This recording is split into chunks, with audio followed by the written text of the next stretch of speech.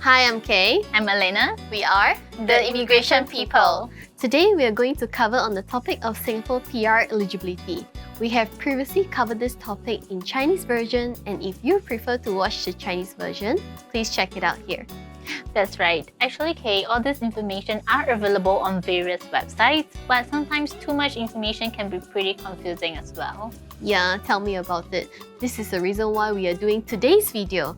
We'll try our very best to consolidate all the information and to give you a brief explanation and advice so you have better understanding about the eligibility criteria. That's great. Let's start. There is a total of 6 categories of applicants.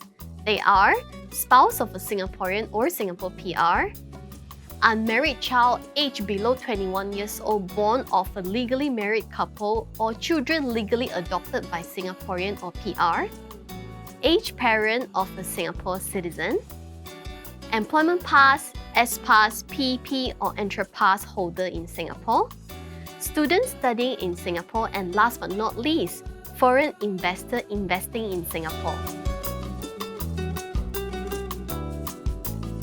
A Singapore permanent resident or citizen can sponsor his or her foreign spouse to apply for Singapore permanent residency. First and foremost, they have to be legally married, and this marriage can be registered be it in Singapore or any other countries. It is important to ensure that you have the official proof of marriage certificate as a compulsory document. For your information, the foreign spouse does not have to be physically in Singapore at the time of application. For parents who is Singapore PR or Singaporean, they can sponsor their child to attain a Singapore PR. However, if the child is above 21 years old, they are considered an adult in the eyes of Singapore law, which means they have to submit their application as independent application. If they are adopted, they have to put up additional documents such as adoption paper to support the application. Besides sponsoring children, do you know that a Singapore citizen can also sponsor his or her aged parent to apply for permanent residency? This aged parent does not need to be holding onto a work pass to be eligible for this application. Do know that one thing is the government will look into the monthly income of the sponsor, so this will contribute to the success of the application. Let's say if your parent is not holding on to a long-term visit pass but a social visit pass, we recommend to apply for this long-term visit pass first before applying for PR for better chances of success. Applicants holding onto EP, S-Pass, PP or Entrepreneur Pass is eligible to apply for Singapore PR. If you are a work permit holder, unfortunately you cannot apply for Singapore PR under your own merits. However, you may apply as a co-applicant or being sponsored by your spouse who is a Singaporean or Singapore PR.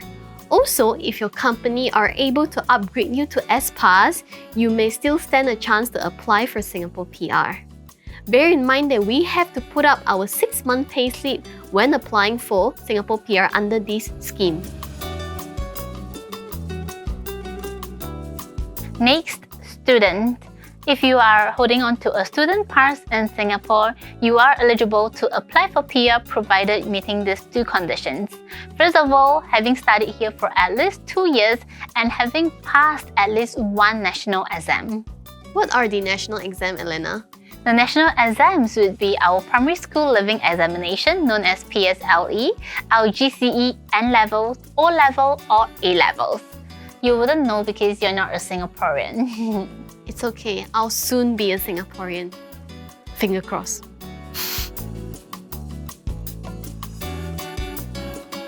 We have come to the last category, which is a foreign investor investing in Singapore. You may apply for Singapore PR under a scheme called the Global Investor Programme, which is supported by Singapore Economic Development Board. But do note that for this scheme, the investment amount is relatively high. Alternatively, you may set up a company in Singapore and you may apply for employment pass under your own company. We recommend our clients to file an application only after 6 months holding onto employment pass in Singapore. If you wish to set up business in Singapore, we do offer such services like incorporation of company, corporate secretary services, etc. And that's it for today's episode, and I'm sure by now you already have a good understanding about the Singapore PR eligibility criteria. Don't worry if you're still unsure, because we understand that there are a lot of information to process. You can contact us for complimentary consultation sessions, because nothing beats a face-to-face consultation with real human beings like Elena and I.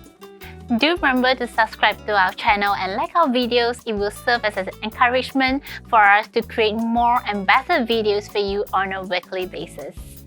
We'll see you soon!